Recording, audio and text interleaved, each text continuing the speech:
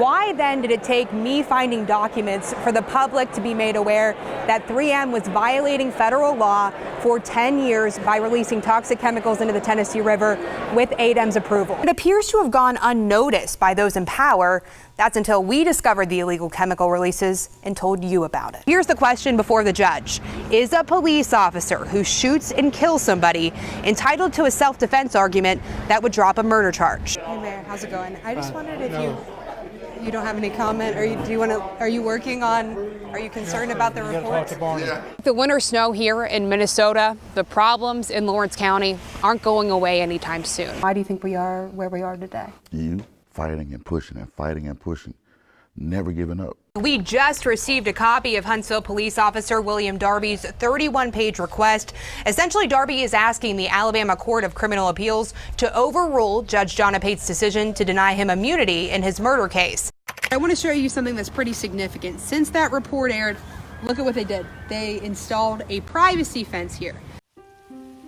The Nantahala Forest is the perfect destination for a quick getaway. The mountains vast, the scenery breathtaking, the wilderness endless. It's God's country up here in the mountains. It's an ideal spot for an avid photographer, a photographer who worked for the FBI. This campsite, nestled between the Blue Ridge Range, so remote, it doesn't show up on any map. Kathleen and Greg Miller weren't planning on staying long. Greg says just long enough to snap some photos. It turned out to be the place that the 60-year-old Huntsville FBI photographer spent the final moments of her life. And what happened in the shallow creek on the evening of October 7th is now at the center of a 5-agency investigation. We're given some statements that made the death start to look suspicious. Captain Jerry Crisp with the Graham County Sheriff's Office is the lead investigator on Kathleen's case. He says preliminary autopsy results show Kathleen drowned in less than 22 inches of water. And you could walk at that time all the way across the creek without even getting in the water. That caught the attention of the veteran investigator. She had no injuries and no medical condition that would have caused her to just fall over and drown. Her husband, Greg Miller, was the only person with her on the trip, but Greg told investigators he wasn't with his wife that Monday evening around 5:30 when she apparently drowned. He said he needed to go to the bathroom. He walked approximately 250 yards down the road to some Forest Service porta-johns. When he came back, he said he found Miss Miller lying face down in a small pool of water in the creek. Investigators say once Mr. Miller discovered Kathleen in the water, he got into his vehicle and drove up this gravel road trying to flag down someone for help. After going down to the site, it took us more than 20 minutes with a police escort to drive up the winding road back to the highway. Greg told authorities he flagged a couple down near mile marker 1 on the Tarahela Skyway. The couple drove nearly 10 miles to get cell service to call 911. What's the address of your emergency? I tried to call for help. His wife's fallen into the water and he couldn't get her out. All right, where exactly are they? I don't know. I mean, that's the thing. He flagged us down and then said, I've got to go back, and then just went tearing off, and it looked like it went down Big Vancouver Road.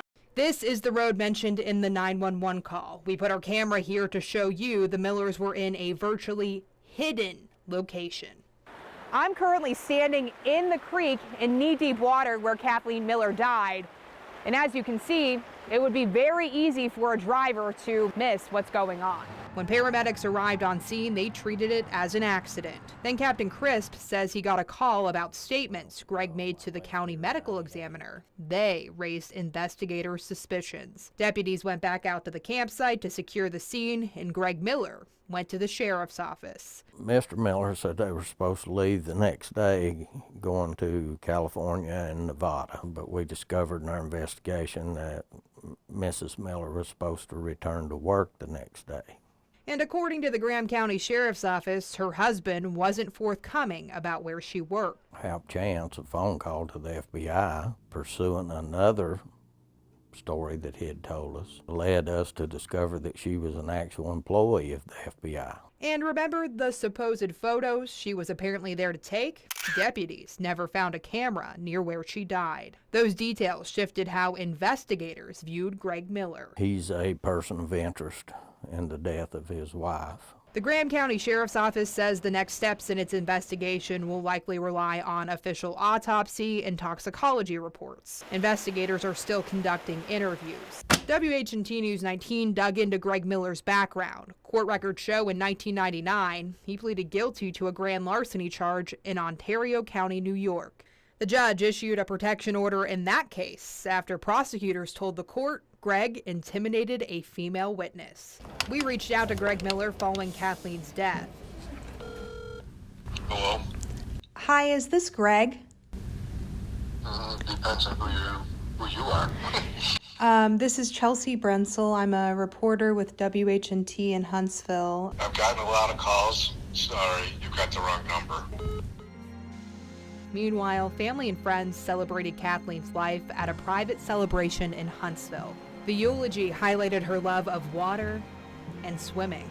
The Graham County captain is committed to solving the mystery and bringing justice for the 60-year-old photographer and those who loved her. Because Kathleen Miller needs the truth to come out. Whatever the reason was, whatever was behind it, it's time to tell the truth. It's what Kathleen would have wanted. In Graham County, North Carolina, Chelsea Brentzel, WHNT News 19. The symptoms of type 1 diabetes can be a challenge for those living with it, but the people I've met with the condition overcome their challenges with courage, passion, and you're a turd.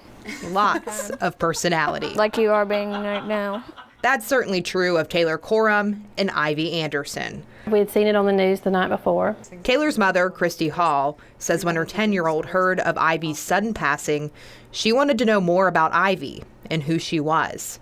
Taylor soon learned she and Ivy shared a common challenge. Both of them were diagnosed with type 1 diabetes as young children. I deal with the same struggles every 5 minutes. Checking blood sugar, giving insulin shots, and managing what they eat becomes normal routine. It's finally pretty outside, and I am enjoying it. Ivy didn't allow her diabetes to get in the way of what she wanted to accomplish. Yee. Neither does Taylor. The young girl is a quarter-midget race car driver, and when she went to the track on Saturday, she only had one thing on her mind. She wanted to race really hard for Ivy. To WHNT and the whole crew and her family and everybody who knew her and was good friends with her, because I thought it would be special and in memory of her. On Saturday night, Taylor duct taped a photo of Ivy on her car before her races at the track in Huntsville. In the first race, she was about half a lap down, and she kind of came on a storm and started really making up time and sucked up on the car, but she could never pass it. She tried and tried, but she could never get opening to pass the girl. Her mother tried to console Taylor after the loss. And she turned around and she looked at me, she said, "You just don't understand.